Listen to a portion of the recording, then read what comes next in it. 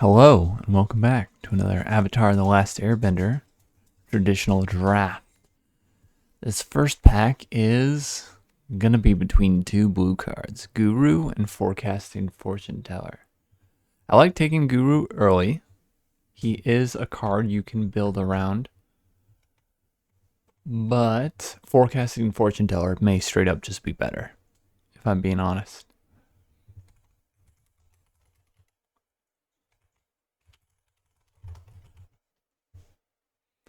I am actually going to, even though this is not the be-all end-all, look at card analytics to make our decision, because it's pretty close between these two.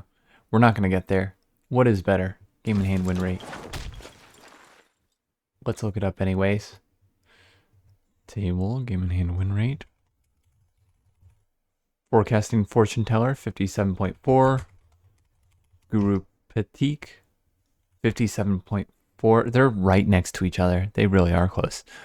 But we have Dragonfly Swarm for lesson payoffs. Let's take Watery Grasp as a follow-up. Professor Zay is nice. Airbending lesson is nice if we get to play enough colors to support it, but I don't think we do necessarily. Red could be a splash pretty easily if we are in green-blue base, but let's see, what was even in that pack? I did the thing again where I didn't mean to actually pick up the card. I just wanted to look at it. Pick two.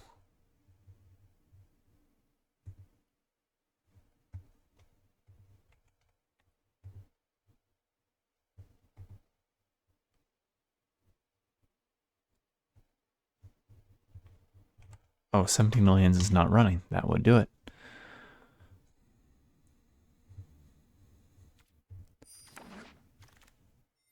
Zookeeper or Agnequella. Zookeeper can be a very fun build around. Combustion technique is also here. This is a tough choice. So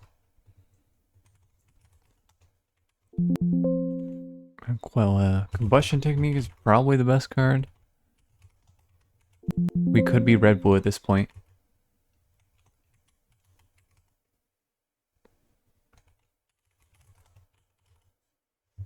Diligent Zookeeper by his own, like on his own, is the strongest. He would pump up Dragonfly Swarm. Let's take Zookeeper. Get crazy with it.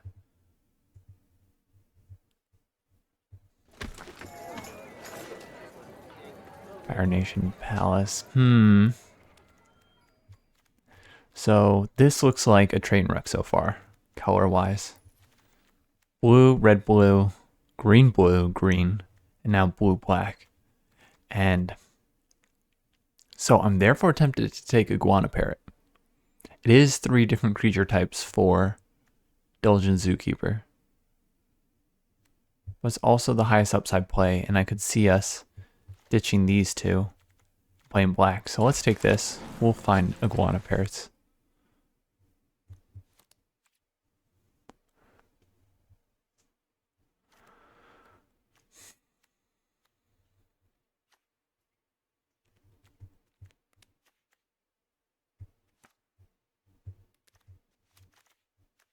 Now I think it's Union Archers, in case we do end up red-blue.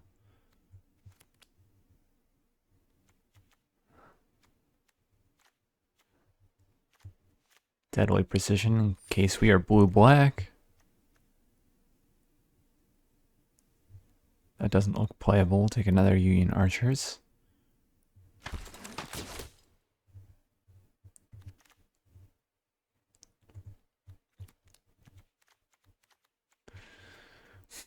I mean, Octopus Form or Sold Out.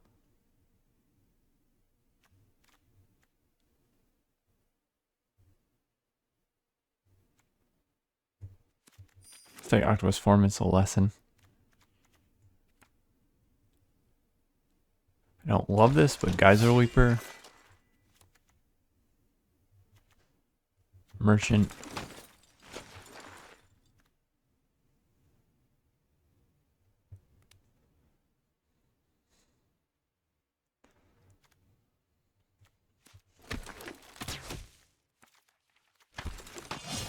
And we have on our hands the start of a disaster draft.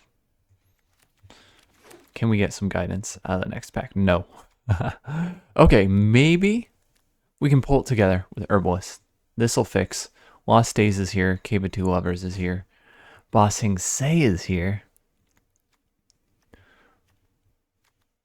I think we need to cobble together playable cards. We don't even have lessons for these cards, though. The only lesson we have is Octopus Form.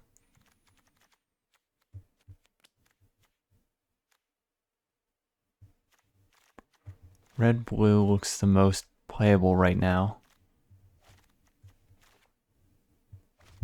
So let's take Cave.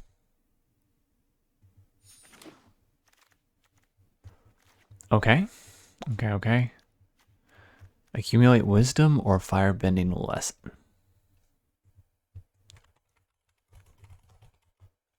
I think Firebending Lesson is going to be the pickup here. Actually affects the board. And we'll see a first time flyer accumulate Wisdom Wheel.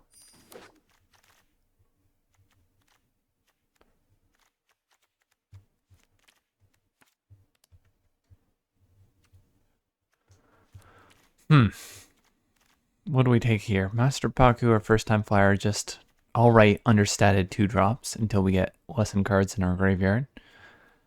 And Young is expensive. I don't love him either. I almost want to take Airship Engine Room, but we need playables. Let's take a first time flyer. We should be pretty good at tossing lesson cards in the graveyard with Union Archers. And here we'll take Lost Days. It's a lesson, it's removal. We'll put it in this pile over here. Watery Grasp, Lost Days, Firebending Lesson. And we'll cut this stuff. I think Firebending Lesson over Lost Days. Lost Days is more value. But this is just important for the early game. And I've seen that Lost Days is more likely to wheel than Firebending Lesson.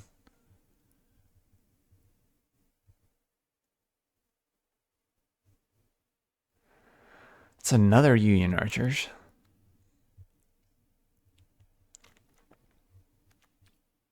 If we run into any 1/1 tokens, which there are a ton of in this format, then we're not crazy about it. Let's see what Iguana Parrot can do.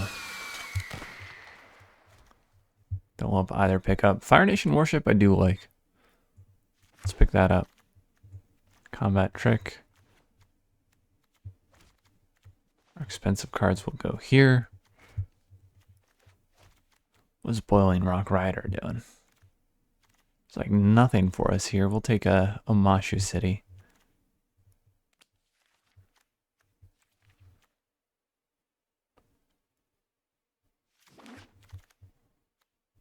The Herbalist Wield?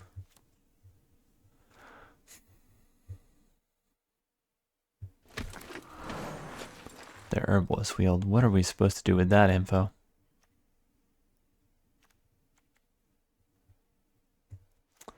Maybe we actually go Shrines for once. We can fetch it with Mr. Guru. It's pretty late to start looking at Shrines though. And if we go green-blue base, we lose these 3 Union Archers, which might be fine if we pick up more 2-drops, but look at this.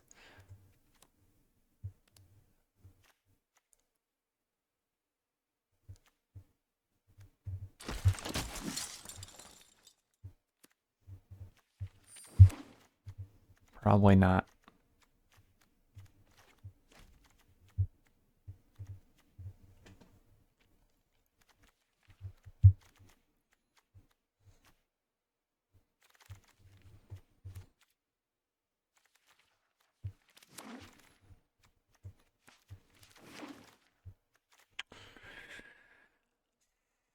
Abandon attachments.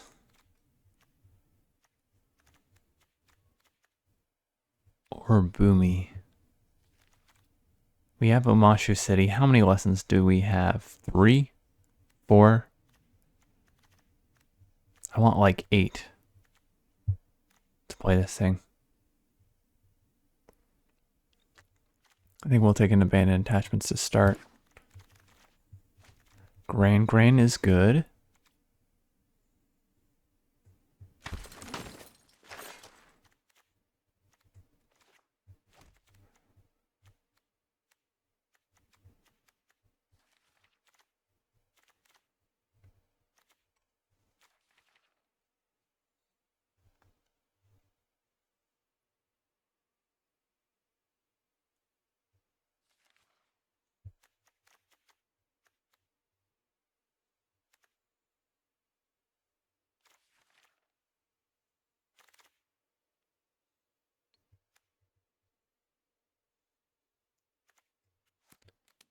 Kyoshi Battle Fan is going to need to be the pick here to make playables. We need more 2-drops.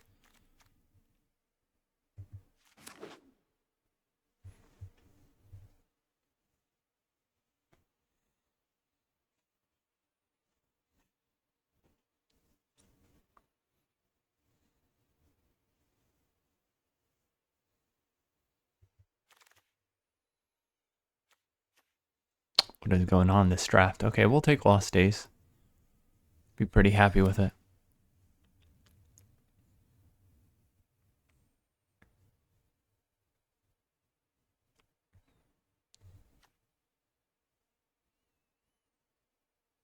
So we have 7 hits for Guru currently. The Cave of Two Lovers is a saga. Then we have 4, 5, 6 lessons.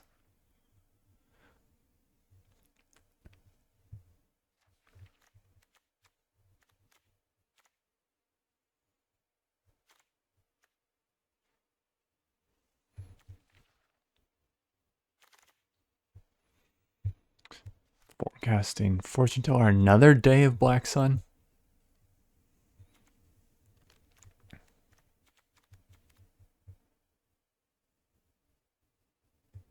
State forecasting fortune teller. Cut and archer. Watery grasp over Hama.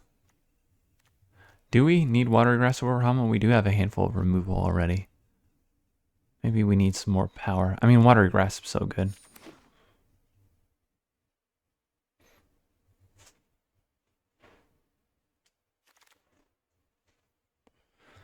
Quench, we will gladly take.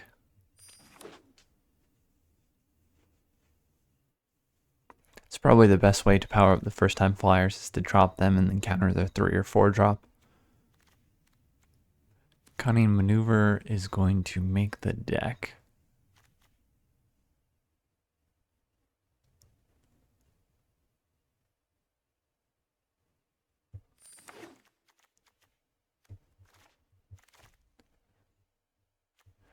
There's another one.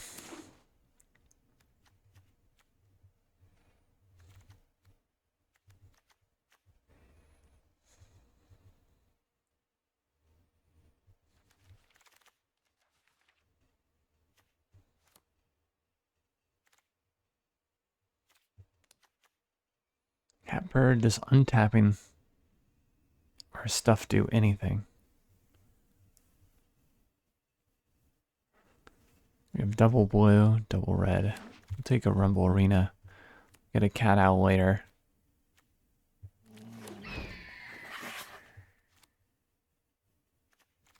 Union Archer's number 4, and War Balloon might make the deck.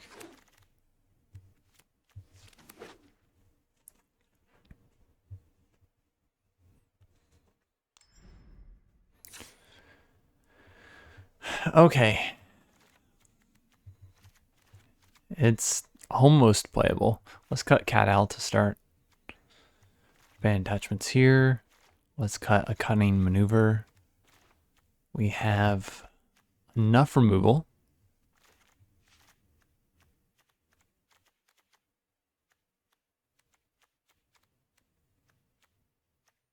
I'm tempted to cut either the Geyser Leaper or the Cunning Maneuver here, or War Balloon.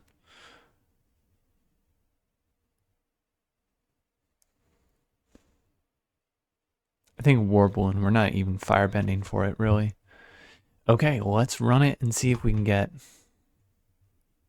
2 match wins, honestly.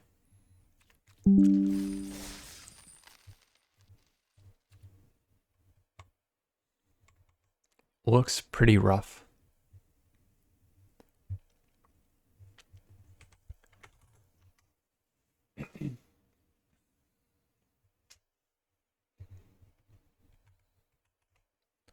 So I think we started way too open, taking multicolored cards, and then we saw 2 Days of Black Sun, the last pack. It looked like maybe black was the most open. And this is pretty capable, actually. No lesson for Fire Nation cadets. Firebending.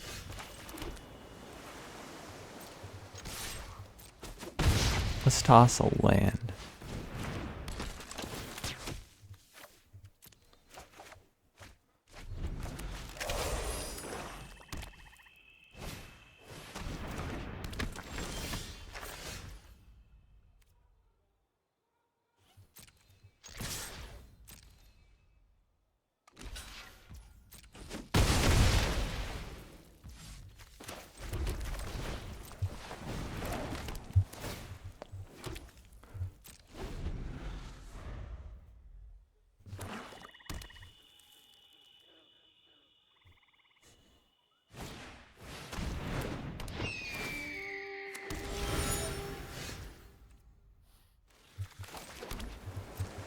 Alright, well, we'll offer a trade here. He does get a clue token left behind.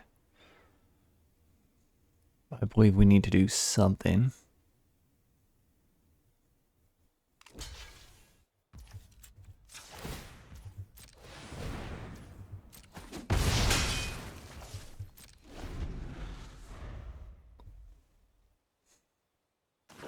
That's a strange block. He gives us, essentially at 16 life, a chump block. He could have traded for our Kyoji Battle Fan, or just not blocked.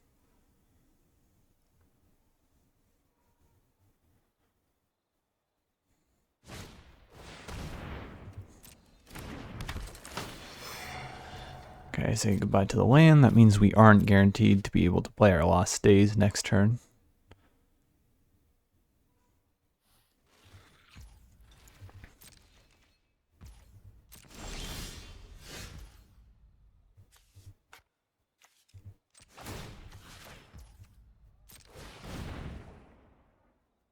Does he have Heartless Act? No, just Clue Crack, probably.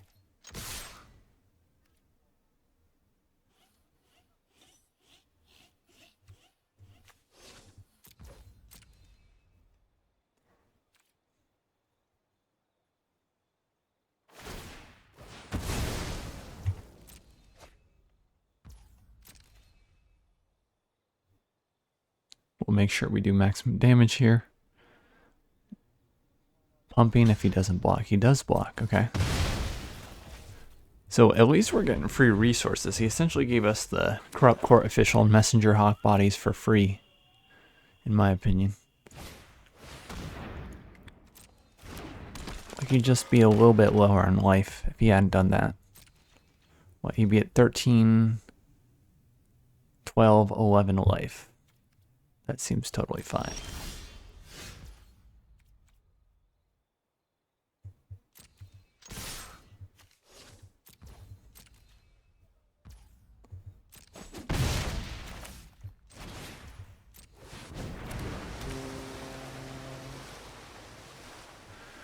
One, two, three, four. We can't water bend with this.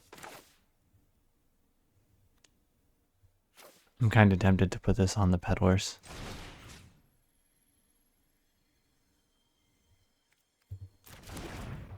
Let's not. Peddlers is a pretty good target for Lost Days as well. Doesn't have an ETB effect, so we don't mind him replaying it.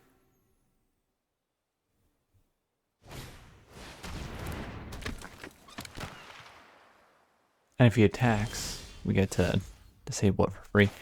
Alright, now we just, I guess, trade a Fire Nation warship for a pirate peddler.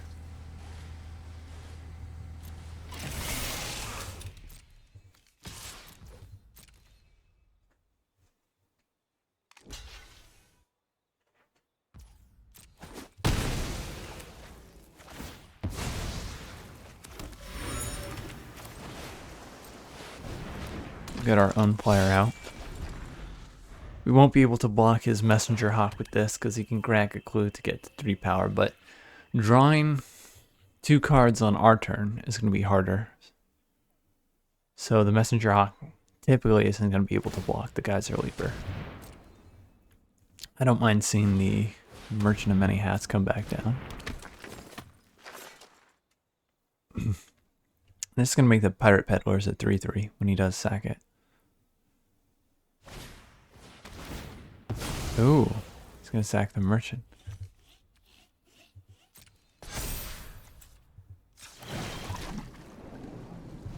Well, let's Waterbend before this dies.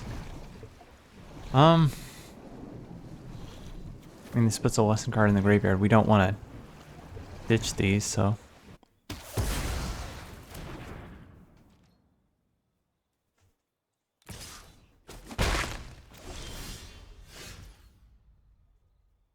Let's get a Scribe before we draw.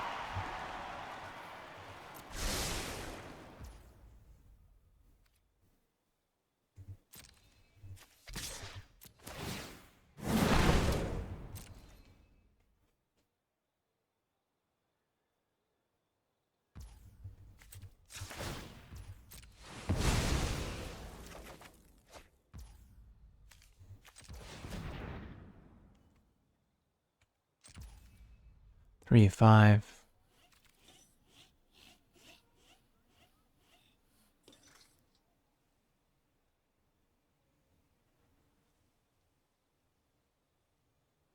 Now let's hold up while it stays.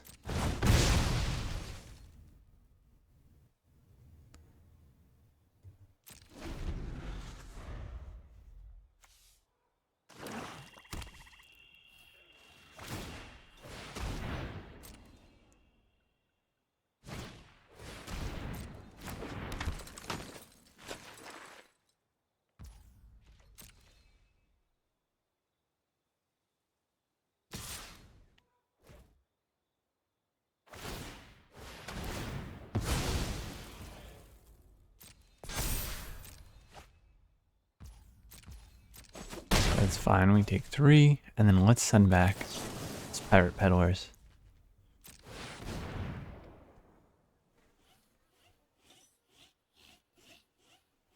There's nothing for 1 black mana at instant speed.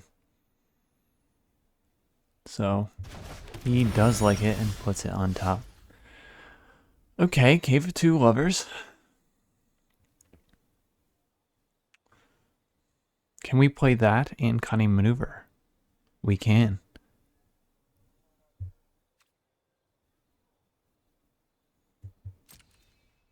Especially with Fire Pending mana.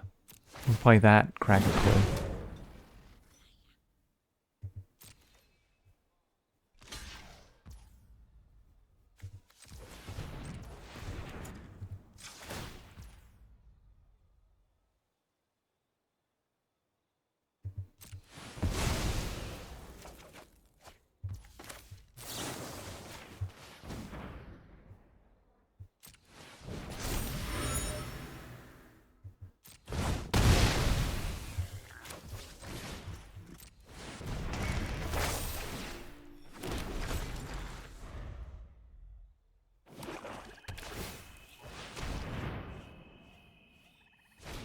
Okay, that's expensive. He's been able to recycle his Merchant of Many Hats, but every time he does that, it's 5 mana.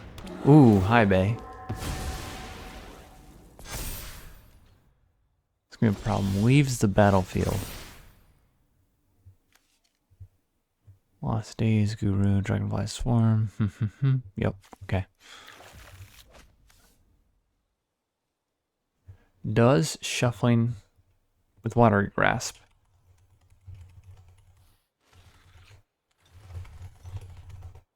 count as... Does it trigger a leave the battlefield?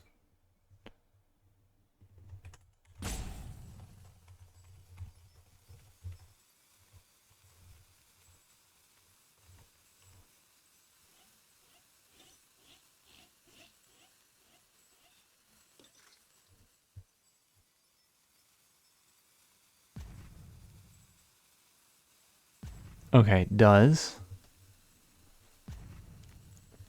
So let's start with playing the mountain, I guess. 1, 2, 3, 4.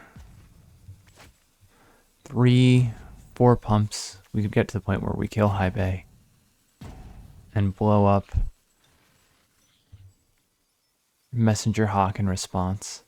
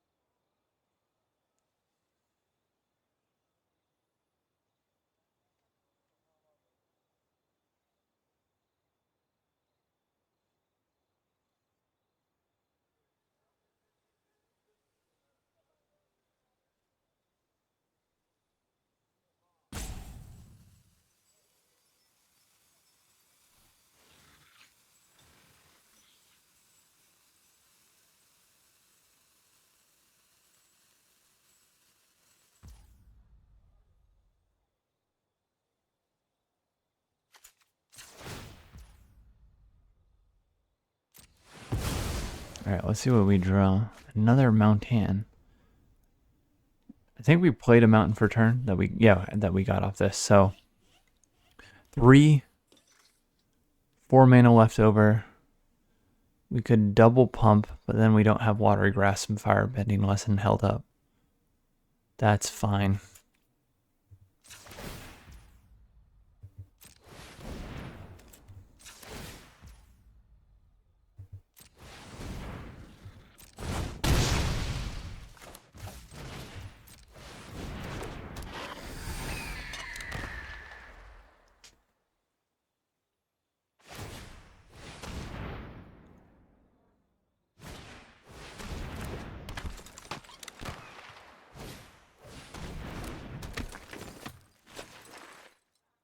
So we won't be able to kill Pirate Peddlers in response to him sacking Messenger. Well, Merchant of Many Hats, I'm sure.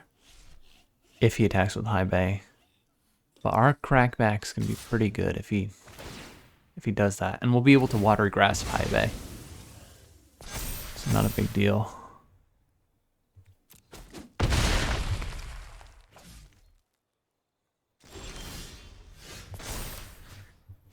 Rumble Arena.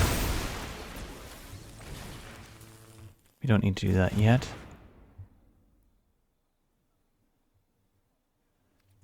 We can't. Can we kick this and with Firebending mana we can and still hold up Quench.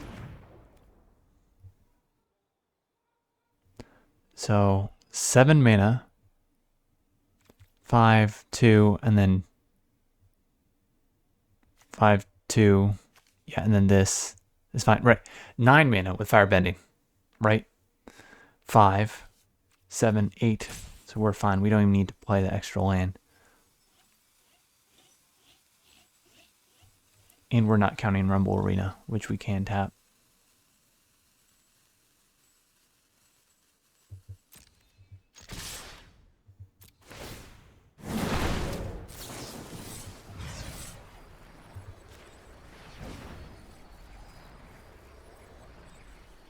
Perfection.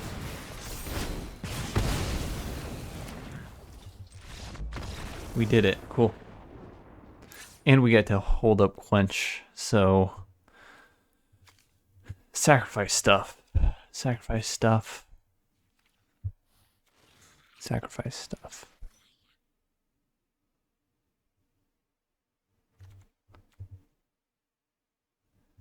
We've only seen one flyer from him.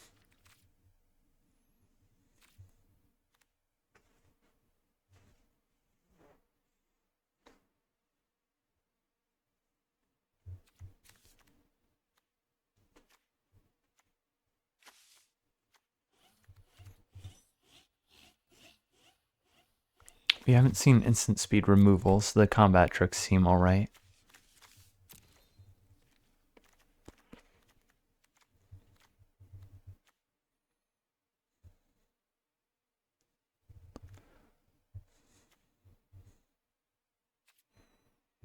Let's run it as is.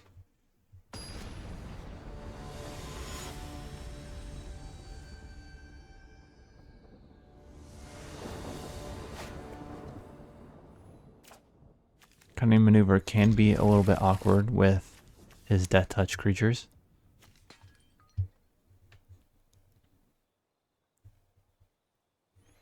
On the play, I think I would mulligan this. On the draw, we'll keep it. Only 2 playable cards, and Octopus Form might do nothing.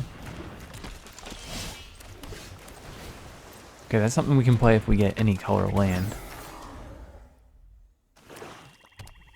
We're potentially going to have to flinch first. If we don't draw a land here so that we can use Octopus Form. Turn this into a 3-4. Ooh, no chance. Okay, well, Fire Nation Warship is coming out with nothing to crew it. We really need a mountain. If we get 1 mountain, we get 2 creatures and a second mountain. So we're totally in it. We just need one of those bad boys right now. We don't see one. That's unfortunate.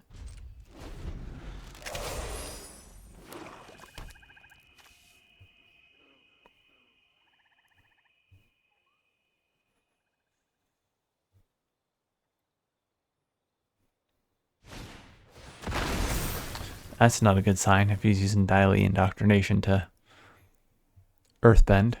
Means he realizes that we are stumbling.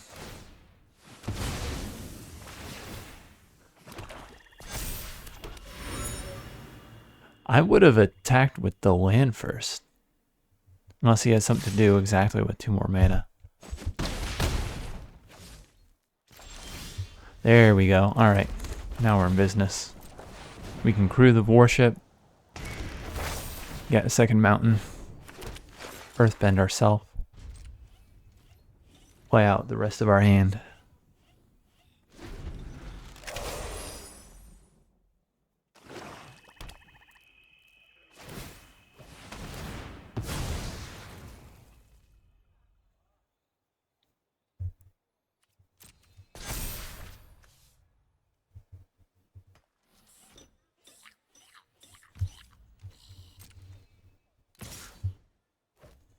No blocking that, because he's sacrificed and drawn his second card for turn.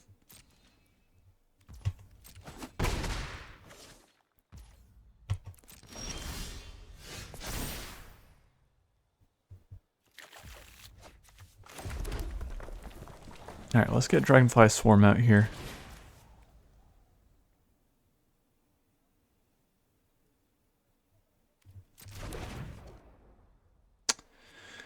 Do we start attacking with our Fire Nation Warship? I don't know. We'll hold up Firebending Lesson for June.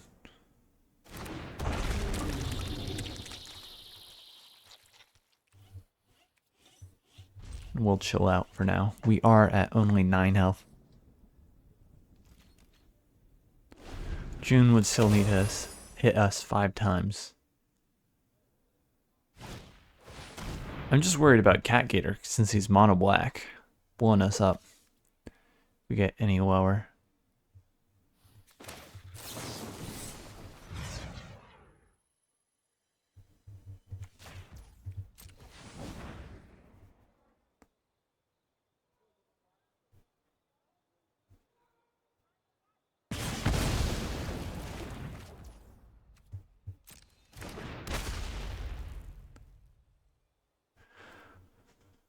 So we can block his 2/1 artifact token with Dragonfly Swarm and block Pirate Peddlers with Fire Nation Warship.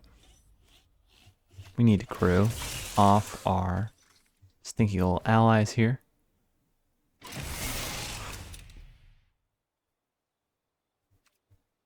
If he has something instant speed like Heartless Act, we can just use Octopus Form.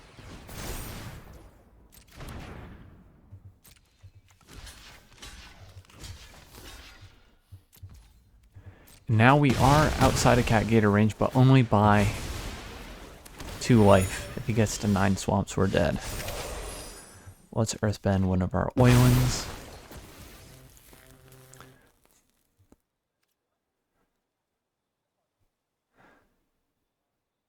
I think we attack with everything but the oiland here.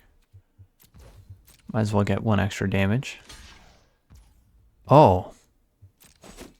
He just gives us Fire Navy Trebuchet. Does that mean he has a board wipe? If he has a board wipe, we still have more cards in hand.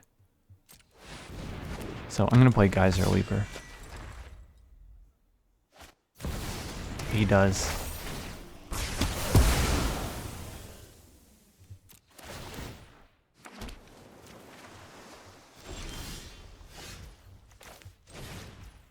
Start with Yuyin. Toss an island.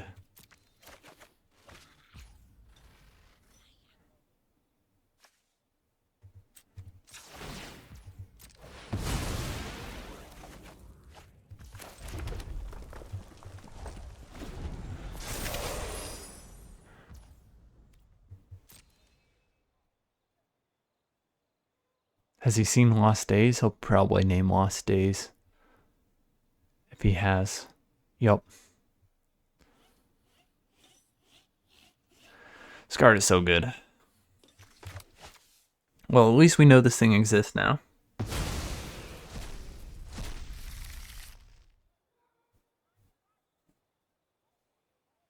If he hadn't named that, we could have potentially used Lost Days on Rise of Sozin and then Quench on it. We can't quench that, he's got 2 mana.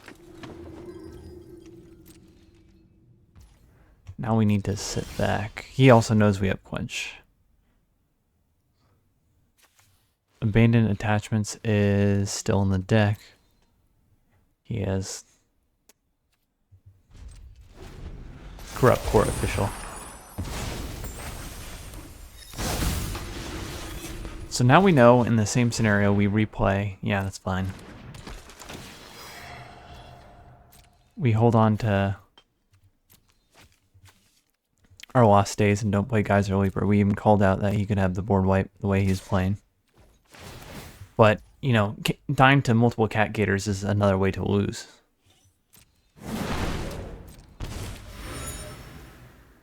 And Cat Gator's uncommon, this thing's mythic. So I don't hate the way we played.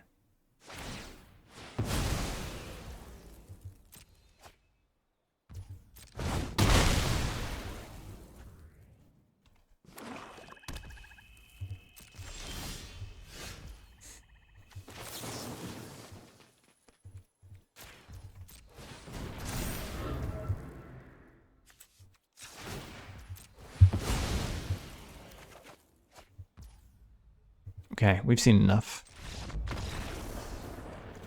So he does have instant speed removal. He has Swamp Snare Trap.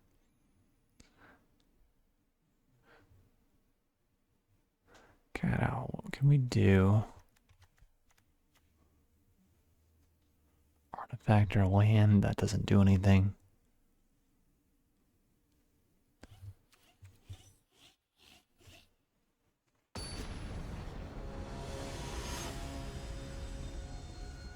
Just apply pressure and maybe keep a Quench around if we see him around Wrath mana. This is keepable. We can toss one of our excess lands with Yuyin. We'll toss the mountain since we want the Scry off Rumble Arena and we need 2 islands for Guru.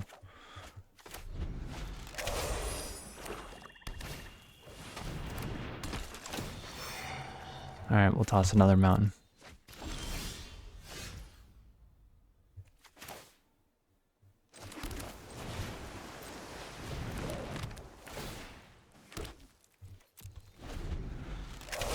Union Archers lines up pretty poorly against Corrupt Court Officials. Goodbye, Rumble Arena.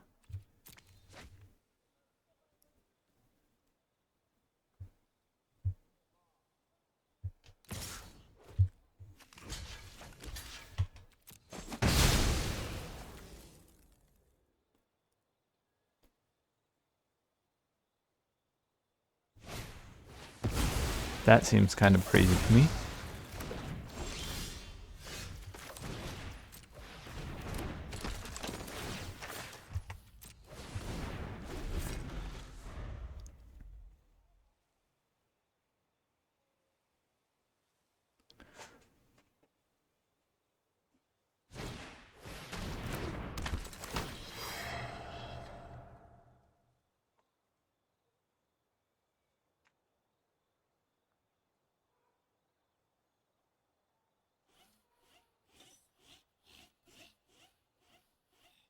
Another corrupt court official. Guess we're closer to playing Guru, and we could hit a lesson.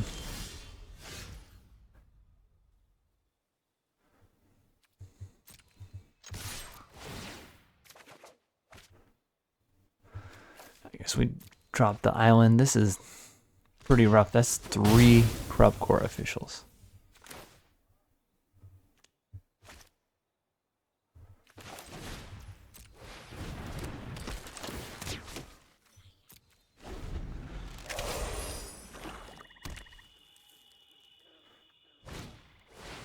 Another board wipe. Wow. Alright, well.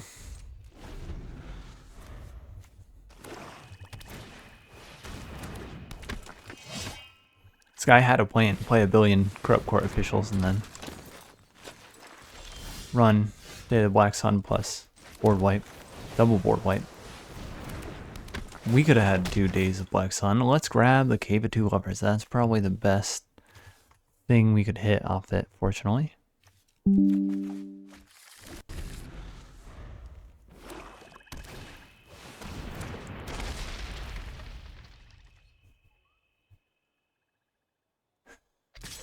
mean, we are going to block June. But he can sack for 1, then crack a clue token and make it unblockable. Yup. Smart.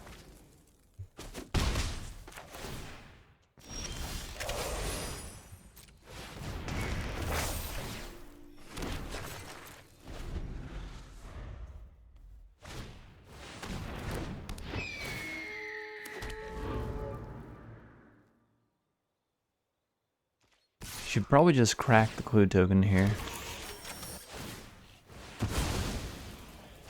I guess he can only sack his creatures on his turn, so he'll sack the 2/1 instead of Merchant of Many Hats with June. No?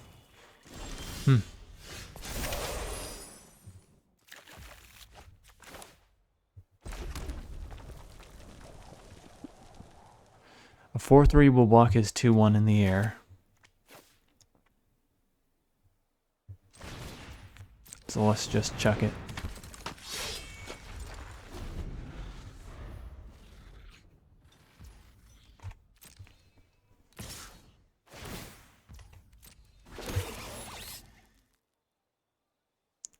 Sacks that, creates a clue token, sacks the clue token.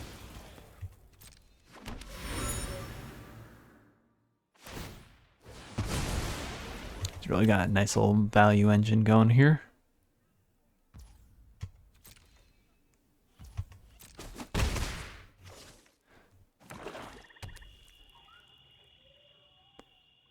If he had Rise of Sozin, I don't know that he would even want to play it. That stinks. I guess we do this and we toss our permanent. If we can get like a instant speed spell. Non-land permanent. So let's get rid of our permanent, yeah. Our non-land permanent, that is.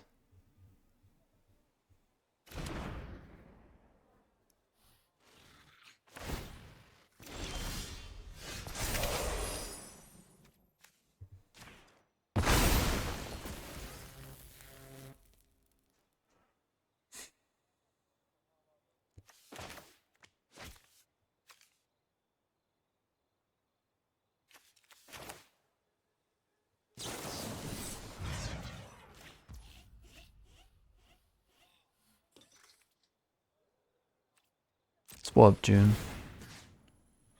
Put a counter on this. He has 3 power, and we can attack with it.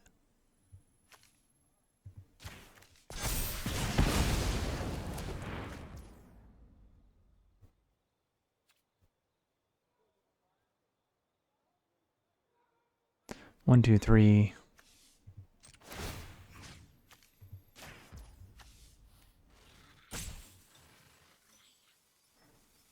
So we'll have 1, 2, 3, 4, 5 mana left over to Waterbend. If we equip.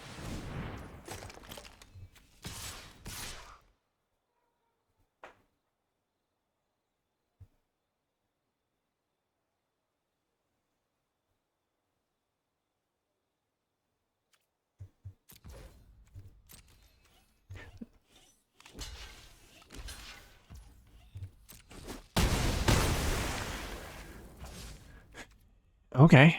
I mean, that's one of the few saving graces is this guy does seem to like to chump very early. Give us free resources. Now he can't attack and make a 2-1. That's hitting us in the air.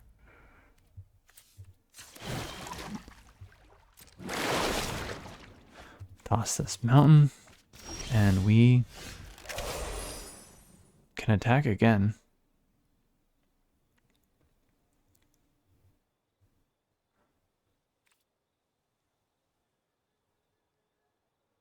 We can't kick Firebending Lesson if we attack with the island.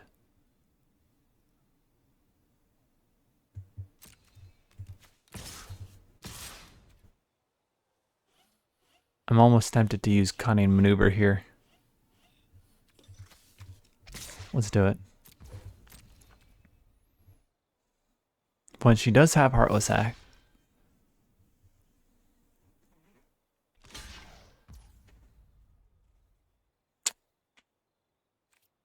I guess because he has a Heartless Act, we don't do it. Just hit him.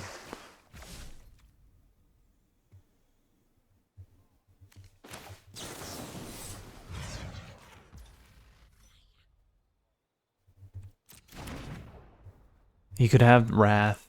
I think we can afford to play around Wrath.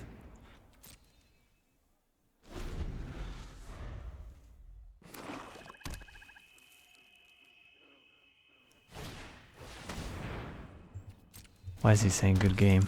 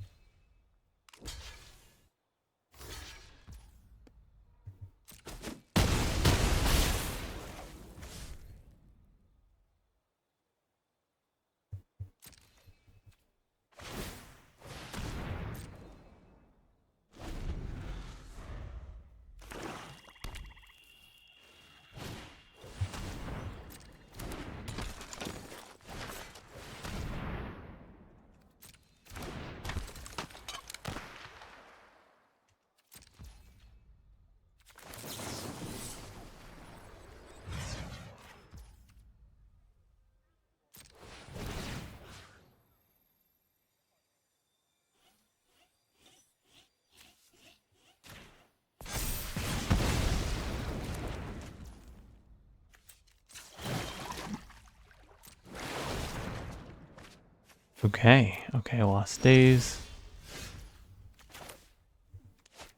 2, 4, 5, 10, 14. We could go for a lethal here, right?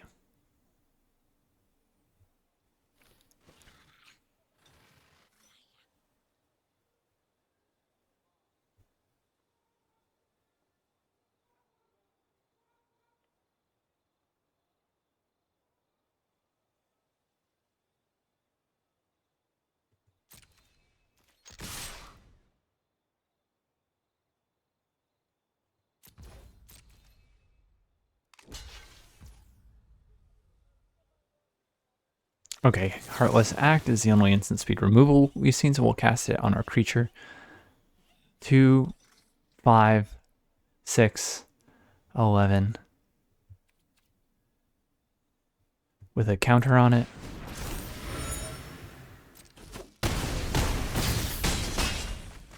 And we get it. Ooh, what a match. I had to play through 2 board wipes. Thank goodness he didn't have any cat gators. I guess we would have survived, actually. It would have taken 2 cat gators to kill us in those matches.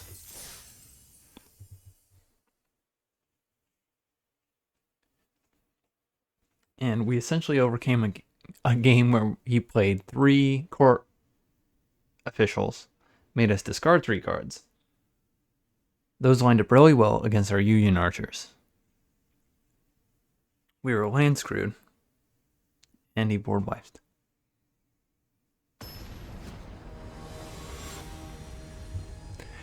I really do think what cost him was he'd be at 18, 16 life, 20 life, and he'd start throwing away bodies. Kind of like he had the assumption that he's got 2 board wipes, so those bodies are not going to matter. Throw them away as soon as possible, but he was doing that before he drew the board wipes, it looked like. This is not a great starting hand. We will keep it.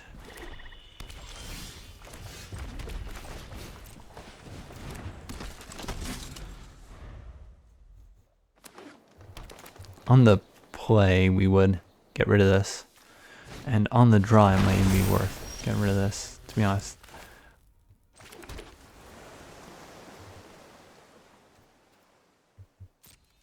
Why is it looking so funky?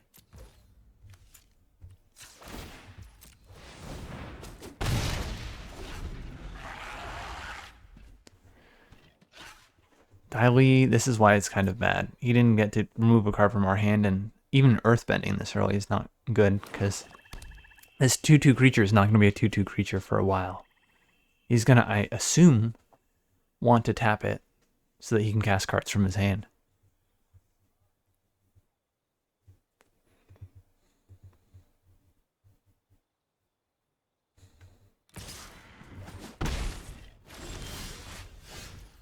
Okay, that's a pretty good 4-drop.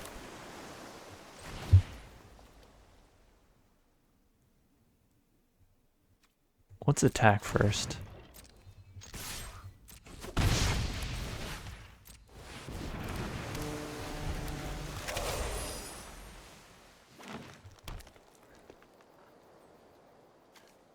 And this is going to be pretty sweet. Cave of 2 Lovers will guarantee... I mean, we have 2 more lands, but if we didn't, Cave of 2 Lovers would guarantee that we could send this thing back. And slow him down on lands. Because this doesn't trigger the exile or death effect that puts earthbent lands back in your row of lands.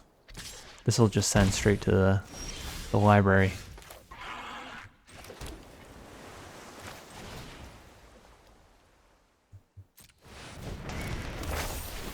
And because he would have to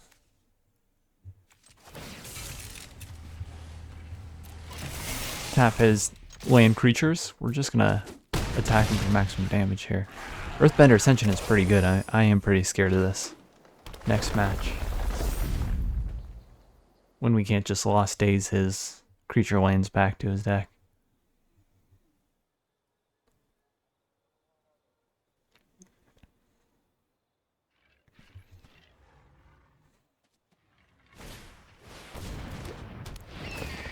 Ostrich Horse is pretty good with Earthbender Ascension. He did hit a land in here. Yeah, Forest. He doesn't pick it up? I would pick it up. Like, yes, you get a 1/1 counter now, but if you pick up a land, then you'll get a 1/1 counter when you play it anyways, as soon as you're at 4 quest counters. Raven Eagle's pretty good. That's a little frustrating. I guess we will sit back with our Fire Nation warship now.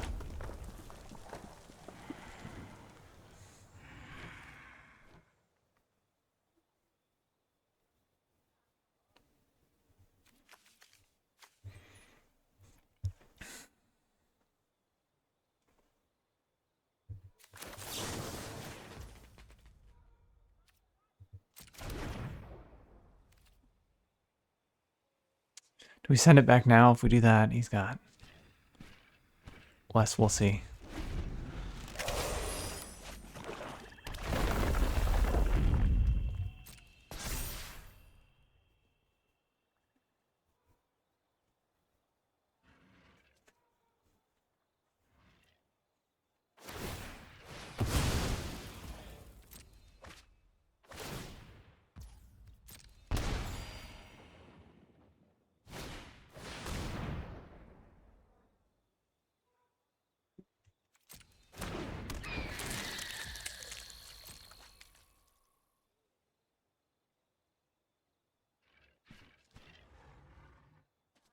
So if he sacrifices his tapped creature land, he can put a 1/1 counter on a creature. He could do it on the Foggy Bottom Swamp, and then we send that back.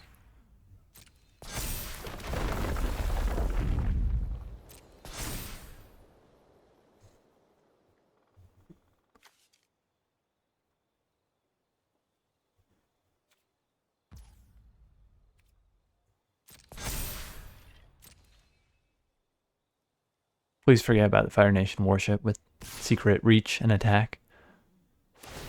Hooray. I mean, he could have pillar launch.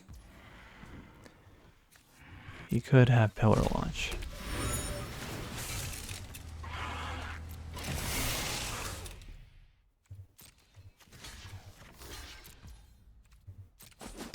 Oh no, he did just forget, I think.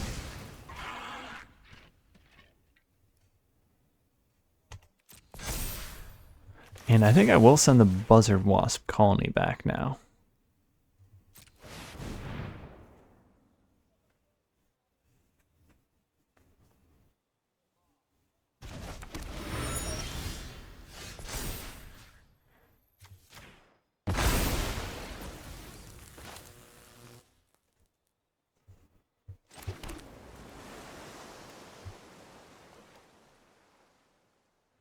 One, two, three, four, five. So we can attack with everything but the 1/1s here. Lost Stasis, Foggy Bottom Swamp. And play Union Archers.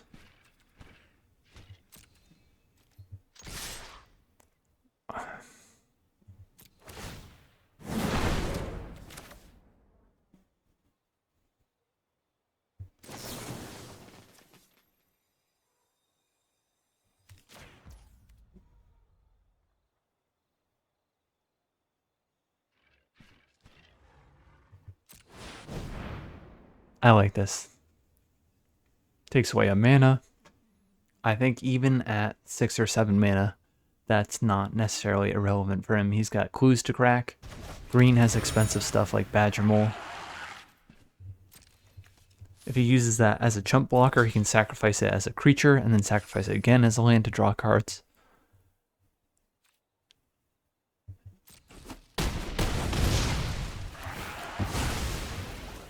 Now we've got a bunch of clue tokens.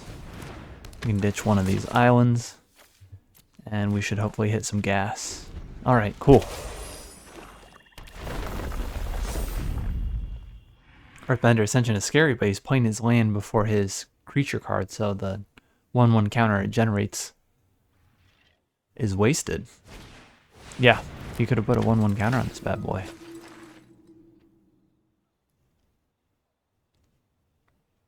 Or on that bad boy.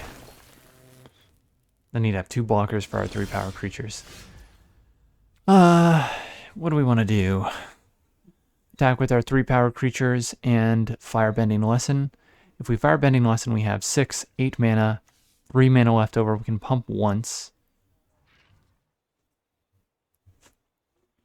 Might just be better to play Geyser Leaper after we attack with Fire Nation Cadets.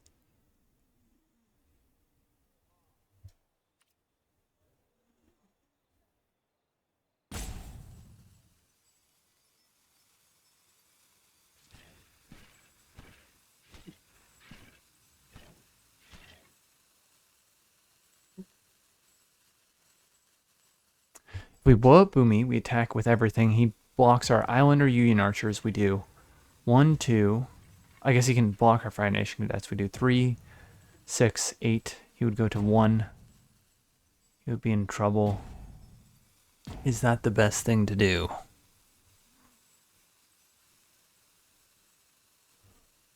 Or is it just better to play Geyser Leaper? Let's start with Fire Nation Cadets attacking by itself.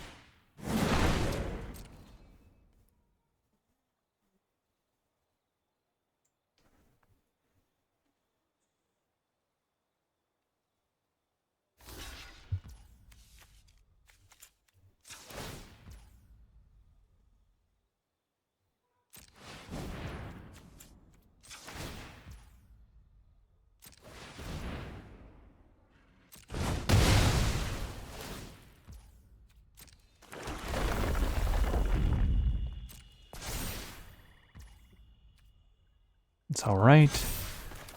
Now we do this.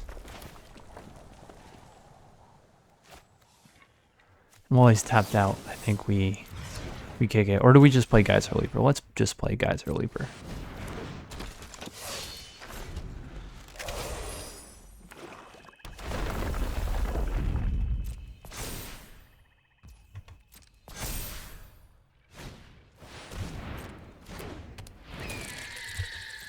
Sack the clue token, I bet, to make a 4/4. Yep. Oh, he doesn't make a 4/4, he just draws a card. Might as well. By Firebending Lesson.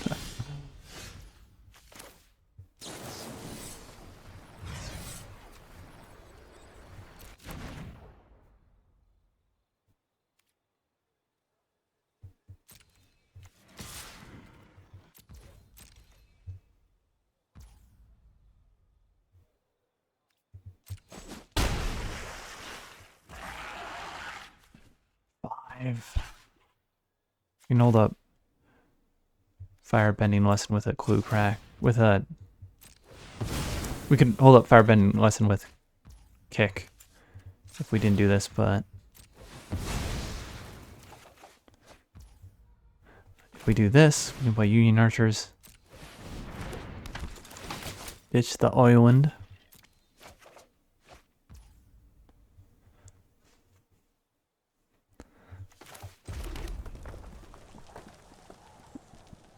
And hold up clue crack.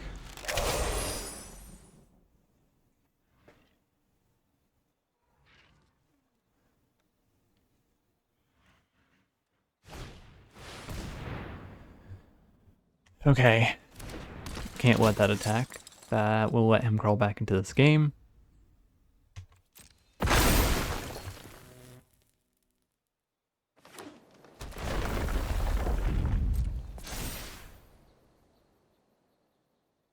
If it's the Buzzard Wasp colony, we blow it up now.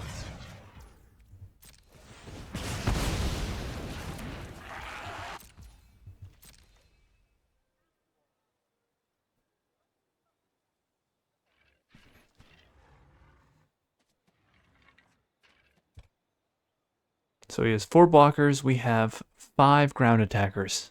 If he lets a 3-power ground attacker through,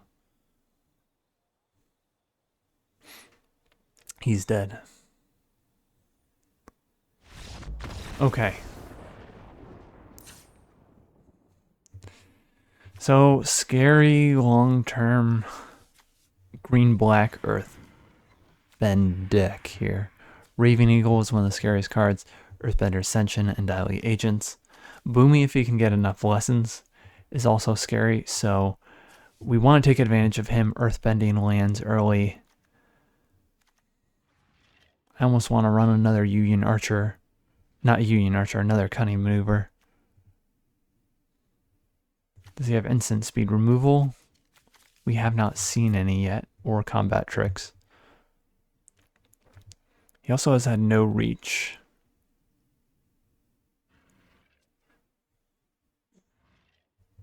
Watery Grasp are going to be good. Lost Days are going to be good against him. Is there anything bad that we want to take out? Maybe Iguana Parrot?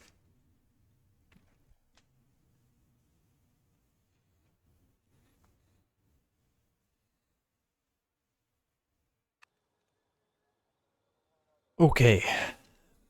Game 2. Let's keep it. 1, 2, 3 curve. 1, 2, 3, 4 curve here. With both colors.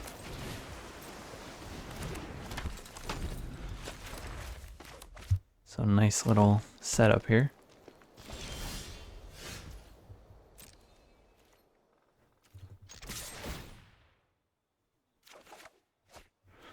Do we want to be greedy and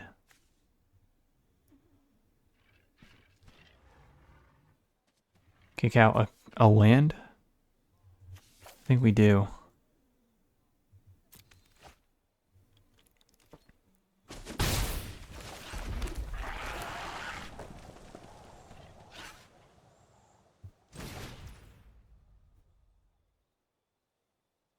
I think we'll play First Time Flyer so we can save Kyoshi Battle Fan for after Iguana Parrot is on the field, trigger its prowess.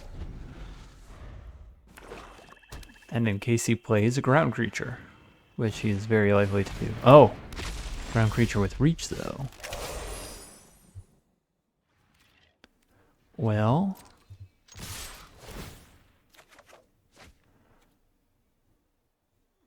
We can toss a mountain again, be extra greedy.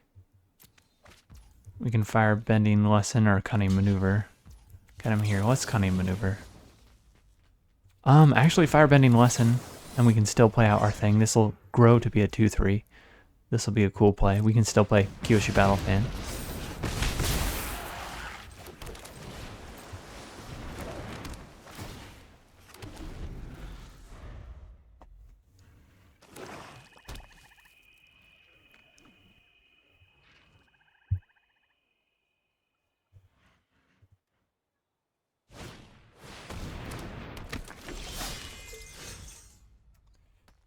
The boulder ready to rumble. Okay.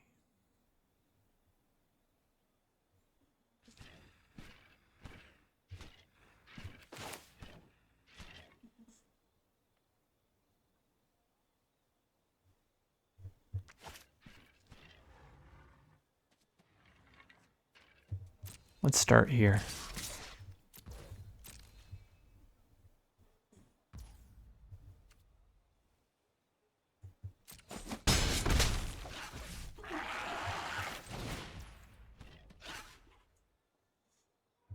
Guana Parrot, I guess. A little awkward that we're missing lands, but we are the architect of our own demise since we tossed 2 mountains to get here. We still have stuff to do.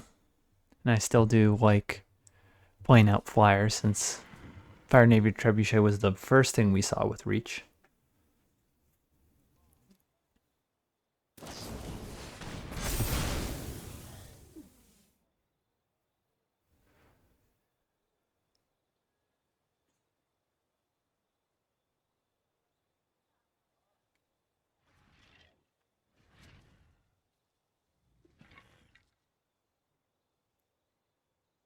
And I'm okay to let him Earthbend here. We can still attack into a 1-1 land with Gran. I guess it's going to be a 3-3 now.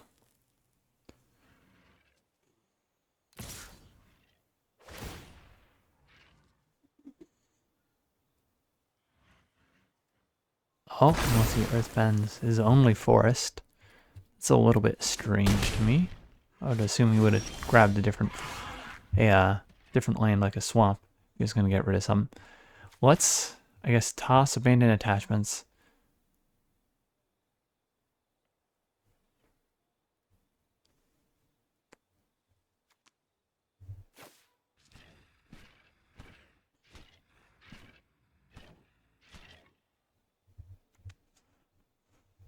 Should we toss abandoned attachments? What is this 3-1 doing for us?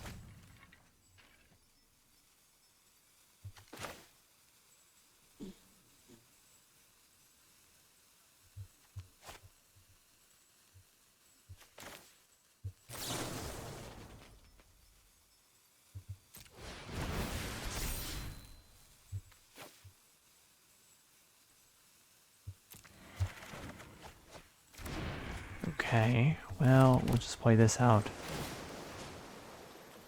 Equip it to the first time flyer.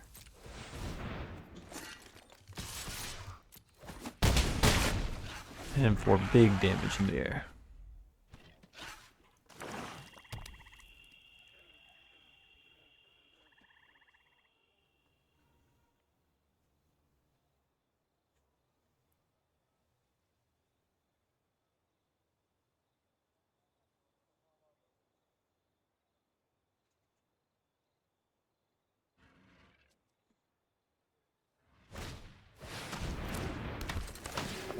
Okay.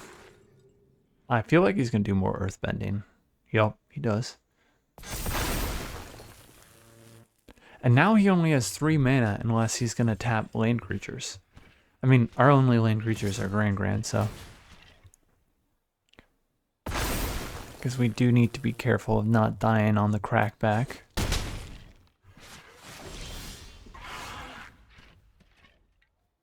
But he's dead. He's dead, right? 3, 5, we do 6, yeah. He's tapped out, no reason to wait. No reason to give him a chance to block. Hit him with a good game, he's well-mannered. And we do, in fact, kill him in the air before he gets to go crazy with his earthbending.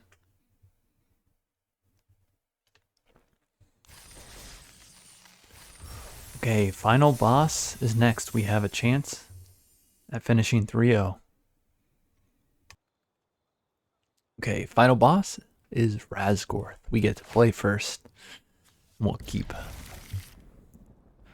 Please don't play like a invasion reinforcements or corrupt court official after we drop Union archers.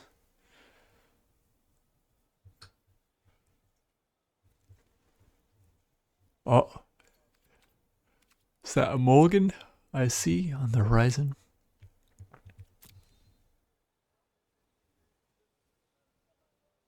Or is it just shuffling his cards? He does multiply.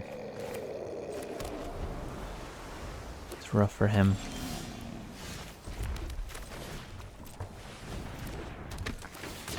We care about double blue. We don't have any double red.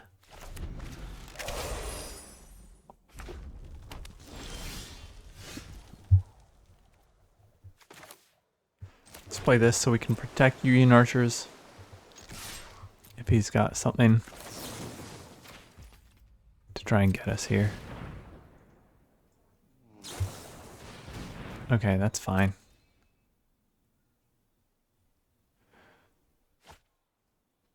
He's red-blue himself.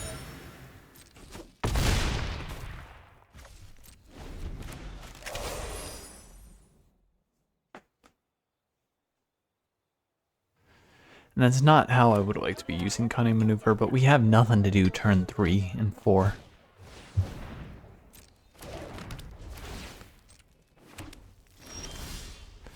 Well, now we have something to do turn 4. It's 1/1 token. Messes up our Union archers. That is an unfortunate hit from Mr. Guru Patik. Nothing, and we send the Dragonfly Swarm to the bottom.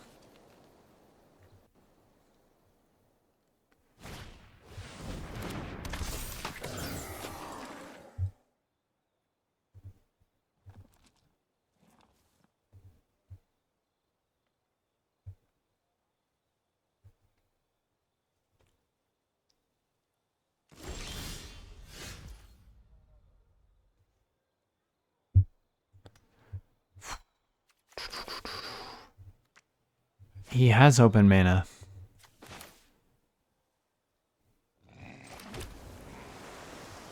I think we chill out. Let him flinch first. If he has quenched, then we made him waste that 2 mana.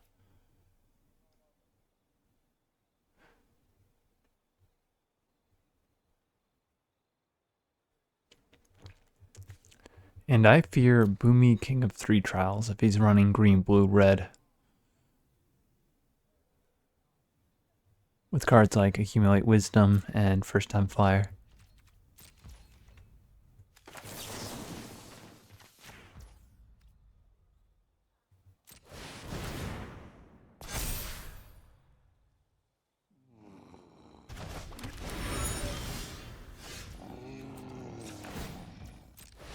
Come on, let's draw some action.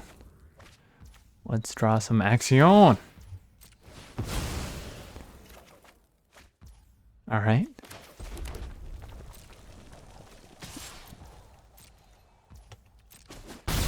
And he's 1 mana away from making a 1/1 token with Jasmine Dragon Teashop.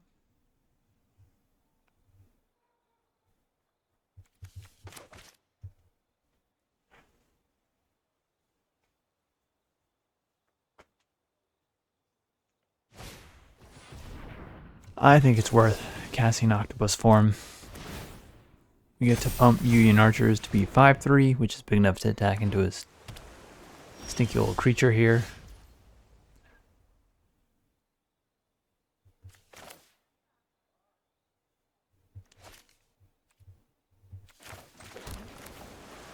Let's play Geyser Leaper. We'll play a land first so we can play around flinch.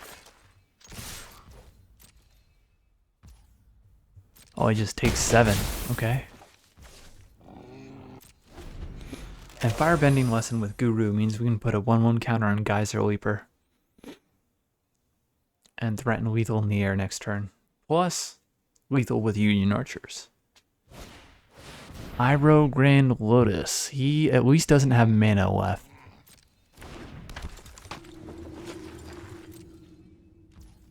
So we just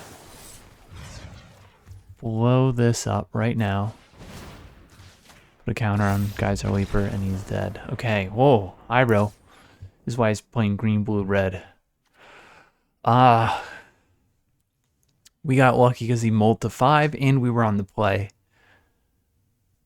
The Union Archers look pretty bad against Kyushu Battlefan. That's the only X1. That's the only 1/1 we've seen though.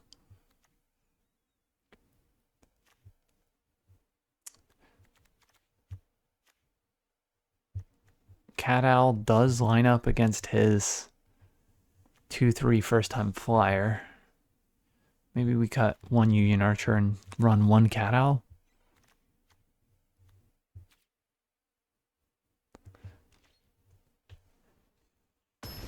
We're going to have to hold for removal for Mr. Iroh Grand Lotus. Firebending Lesson with Kick, Lost Days.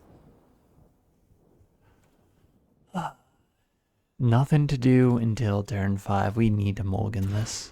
It's our turn. This is better.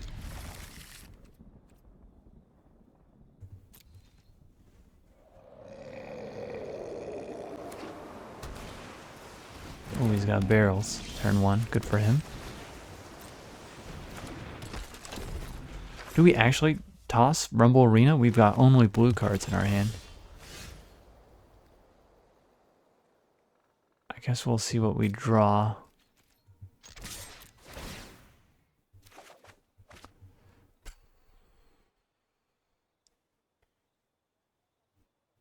And we could draw another island, right?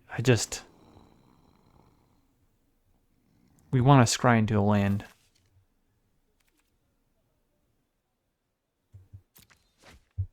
And if we have any red playables, we want to play those playables.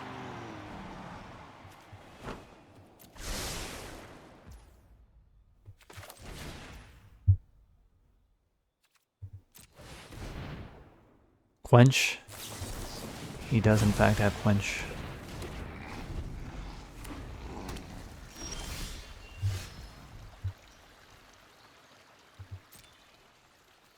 I think Watery Grasp is going to suck against Iroh, unfortunately. We do...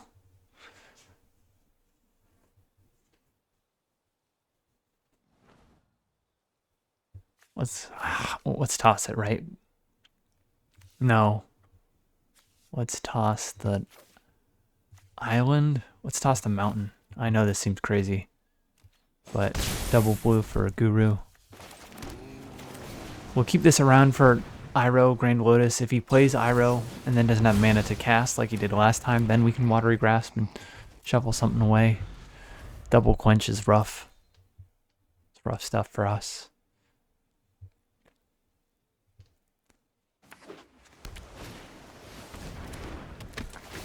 At least we can attack into that. He didn't play like a Guru of his own.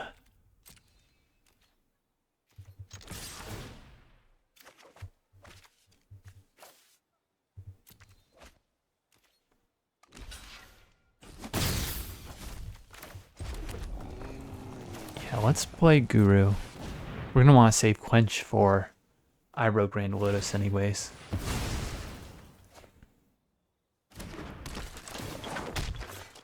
Okay, great.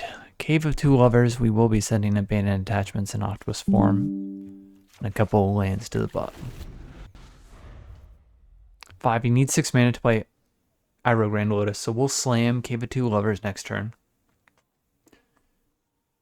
And then it's time to hold up Quench until he gets to essentially 7 lands. By the time he has 7 lands, he just needs to drop 1 more land and then we can't counter it. And he'll have stuff to do in that turn. In fact, there could be a situation where he plays Iroh Grand Lotus with 2 mana to pay for Quench, and we still want to Quench so that he can't replay 1 or 2 spells from the graveyard.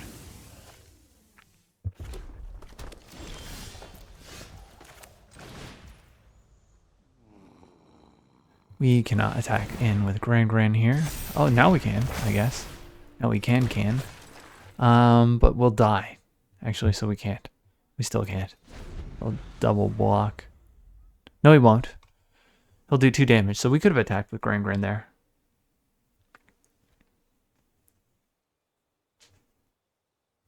He may blow up Guru here.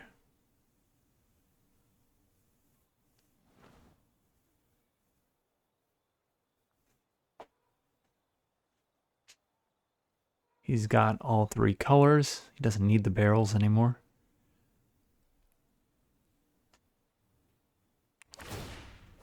There goes Guru. Goodbye, Guru.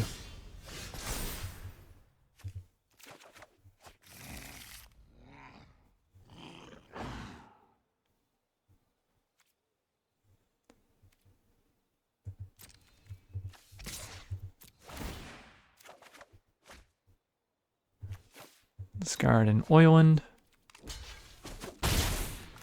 Hold up Lost Days and Quench.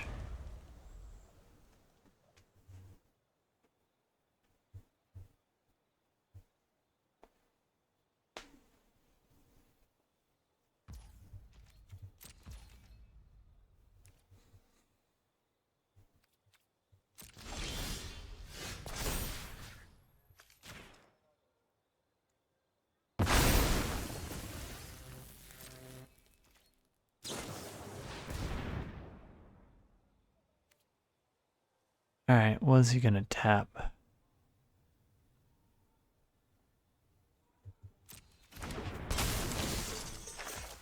Rumble Arena, okay.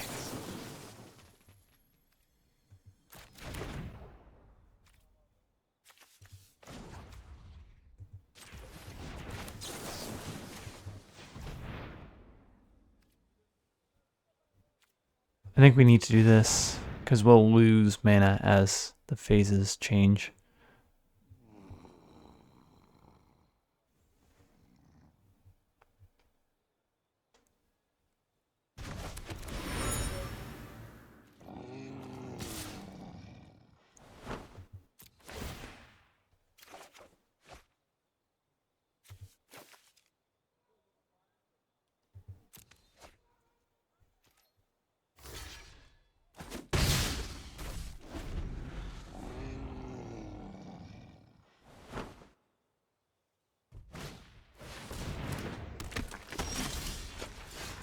Okay, 4-5 mana.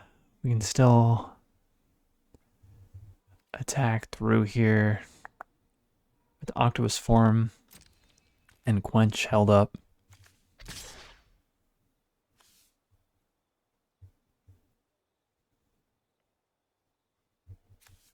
Three, 4.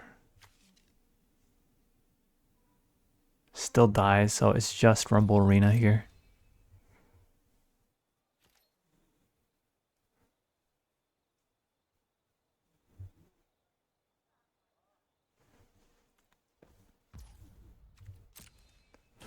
Okay, now we can play Union Archers, still hold up Quench. Toss this island, see what we get. Another Lost Days. If he does nothing, we get to Octopus Form. We should have tapped Rumble Arena there. We could have held up Octopus Form and Quench.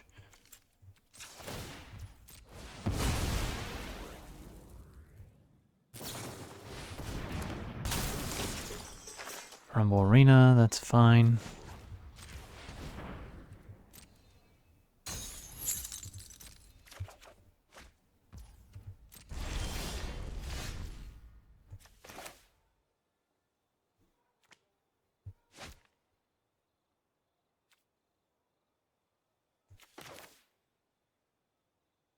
Let's go shields down.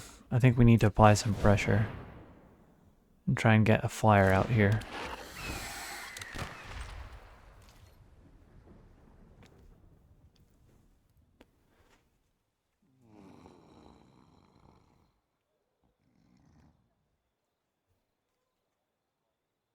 And we can, well, we could Octopus Form to untap Rumble Arena. But that doesn't put Quench up because it taps our only mana left.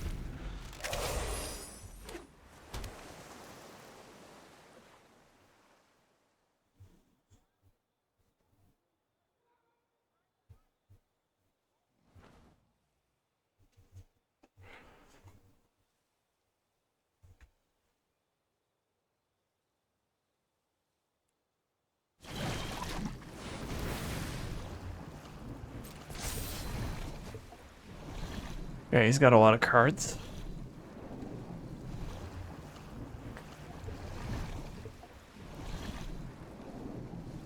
I think that it's been a delicate balance between having enough mana to play out our cards quick enough and having enough cards to play out here. We're trying our best to keep Quench and some removal around for Iroh Grand Lotus. But it's been awkward, him tapping down this Rumble Arena, only having 4 mana while he's got 6.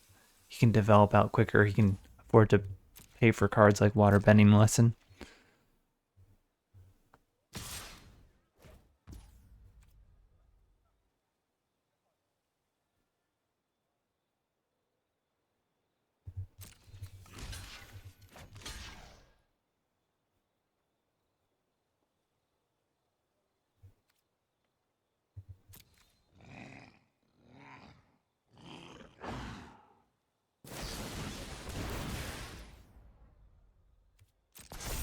Four, 3, 5, 4.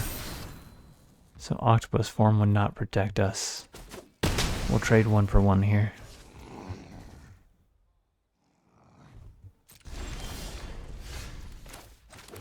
Alright, I think we just have to do that.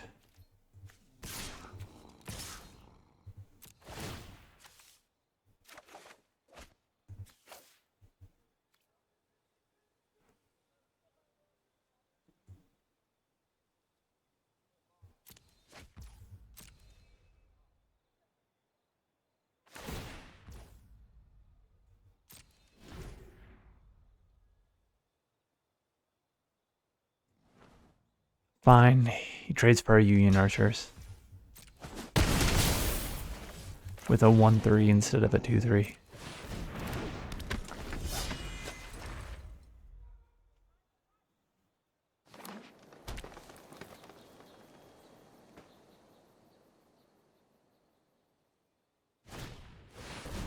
Teo is not a problem on its own. It will be with first time flyer.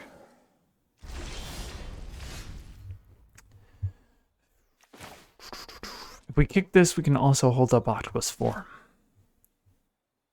No, we can't. Octopus Form will make us into a 5-4.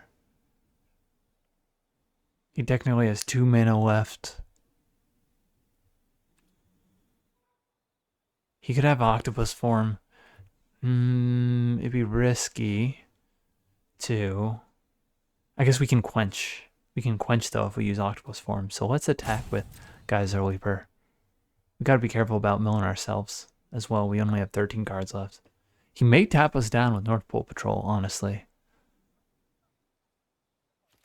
Oh, he does not.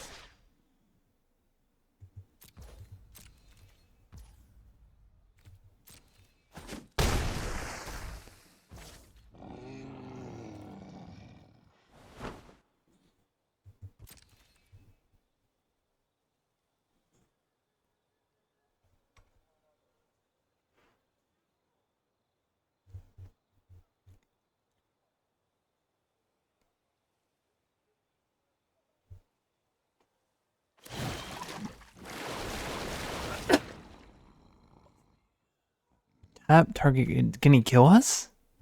What's he doing? Tapping down our 1/1s. Our X1s.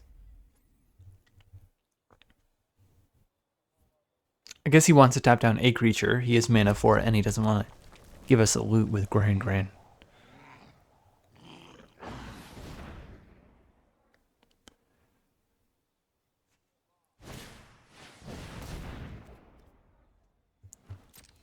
So we have options here. We could try and Lost Days' Teo. Or we could try an Octopus Form, eat it, and then Quench whatever he plays in response. He does get a loot off that way. And we lose our Quench for Iroh. So let's do this before he attacks and gets any value. If he does have Octopus Form, this is worse. I don't think we can afford to play around a ton of stuff right here. He's winning this game pretty handily.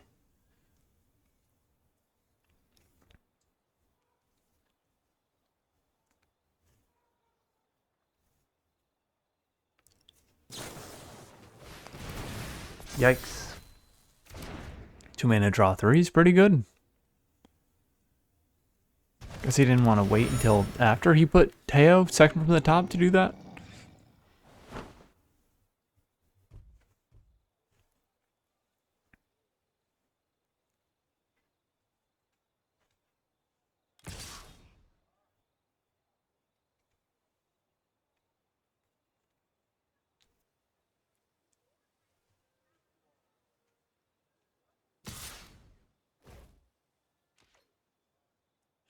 I think we just need to take this. We can't block TLA and have him play abandon attachments or accumulate wisdom or whatever.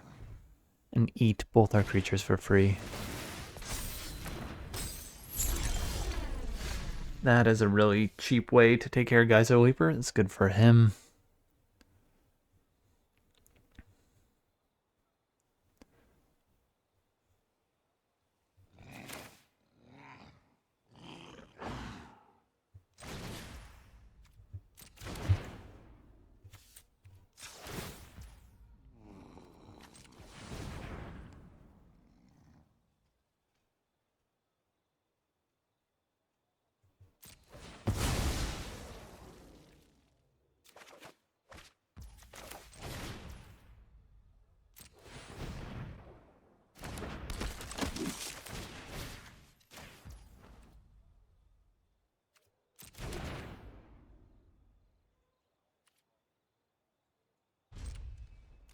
I guess we hold up Quench. This is a real tough spot.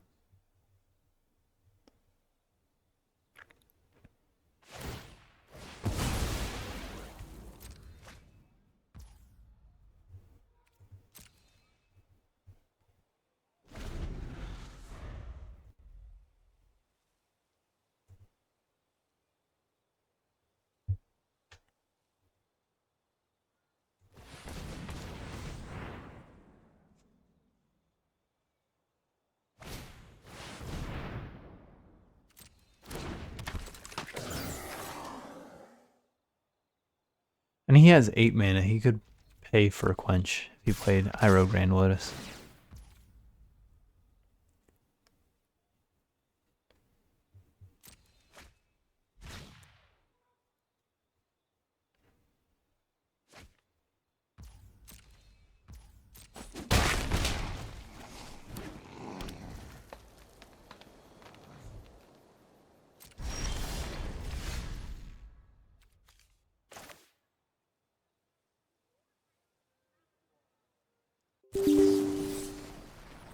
Oh. 3/5. 1 mana left over for Octopus Form. As we attack with Fire Nation Cadets first.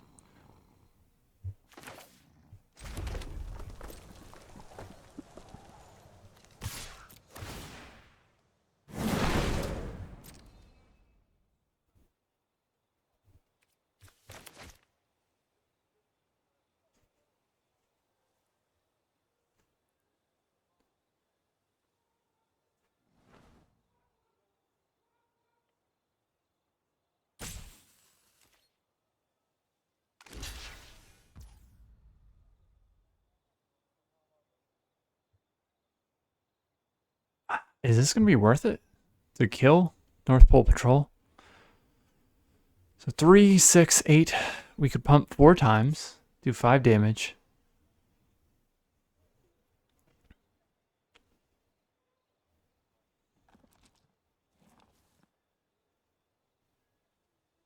If we do this, then we have 3 mana left over.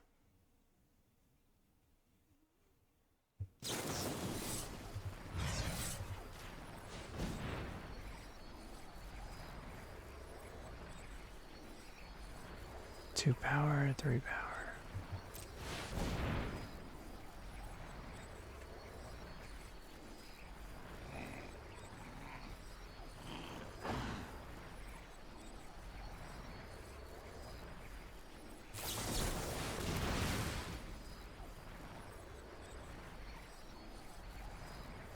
Guess we'll quench his counter.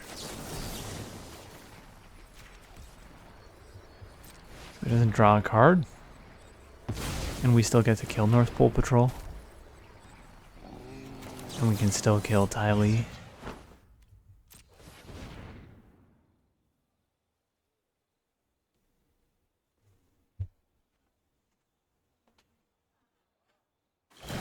And still probably die in the air.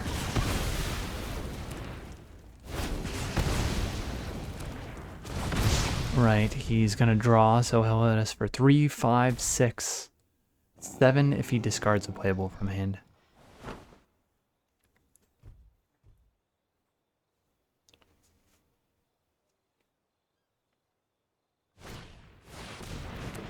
That will do it, right?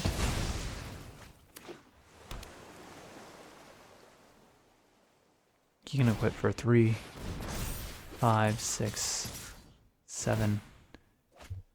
So he's hitting us to either 2 or 1 here. Or no, he's killing us because he drew a card. Okay.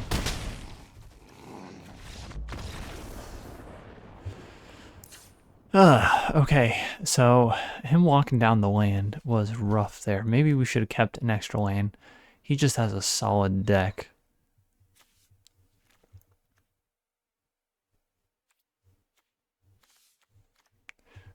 So X1s, X1s, X1s. The Union Archers don't line up well against the Forecasting Fortune Teller, kind of. We can overrun him. And that's fine. What did we put in when we took out a Union Archers? An Iguana Parrot? That's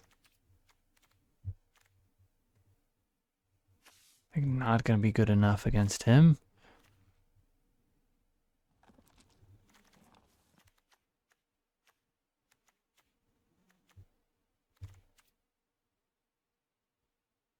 Kyushu Battlefan is going to be bad against him, I think.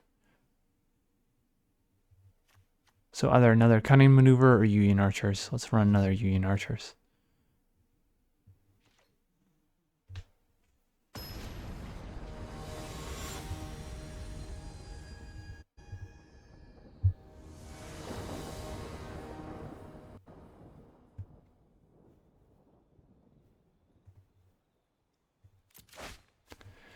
Okay, let's go.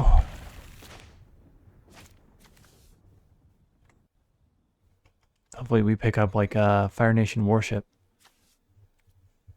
Get to smack him down before he gets his deck going.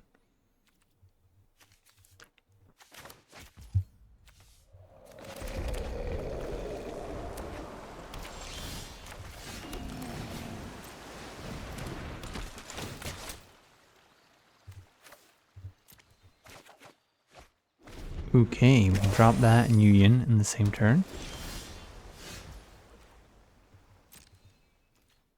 Do not mind hitting him for 3 here.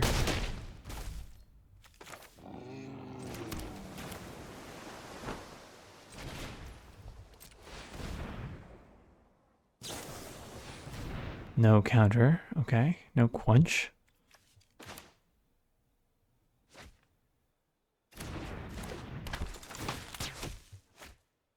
And I kind of do want to get rid of Watery Grasp to guarantee we hit a land for Cave of Two Lovers.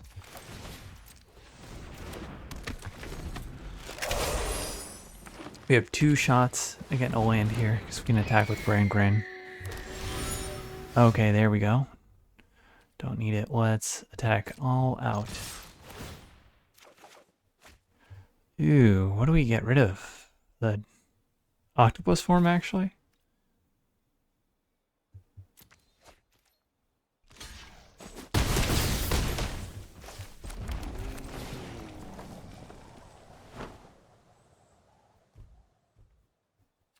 I guess we start with Guru because we get 1/1 counters. Lost Days, nice.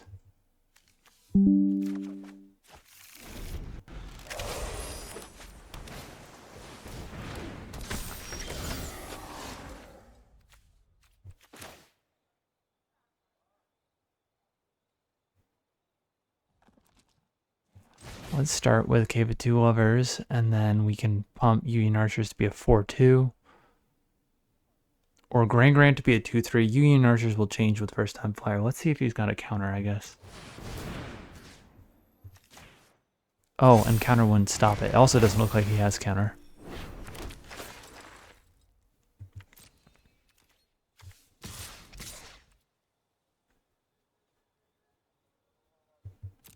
If he does have origin to metal bending, then we might as well attack with Guru here.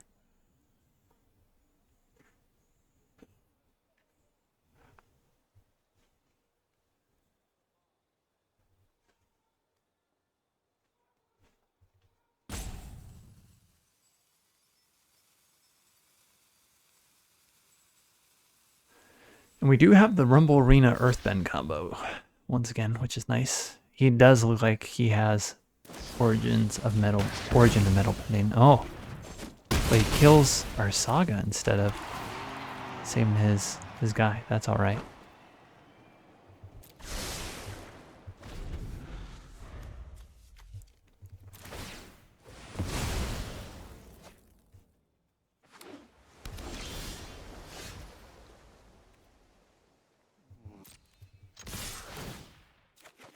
Okay, yep. Let's toss the mountain. Keep the pressure up. Lost stays whatever he plays, and I feel good about how we sideboarded to beat this guy. Yeah, oh, we had 2 more 2-drops, got rid of the Iguana Pirate, because it didn't match up well, and we tossed a Watery Grasp because it didn't end up being efficient enough against what he was doing. All right, that's a 3-0 with what started out a very messy during the draft process, picking up Foggy Swamp, Herbalist, Dental Precision, Diligent Zookeeper, and we ended up just going straight red-blue. Union Archers are tricky. I do like 3 power creatures in aggressive decks, but there's so many 1/1s. Kyoshi Battlefans leaves behind a 1/1. The Invasion Reinforcements, the Kyoshi Warriors. So this can definitely be awkward, but if you're playing this, attacking for 3 damage with it, and tossing lessons in the graveyard or smoothing over your lands, it can be nice. So Cave of Two Lovers, as always, is nice. Opponent had to blow this up and trade for our Union Archers instead of just giving Indestructible because he knew Earthbending would be a problem. So, good games. We'll see you next time.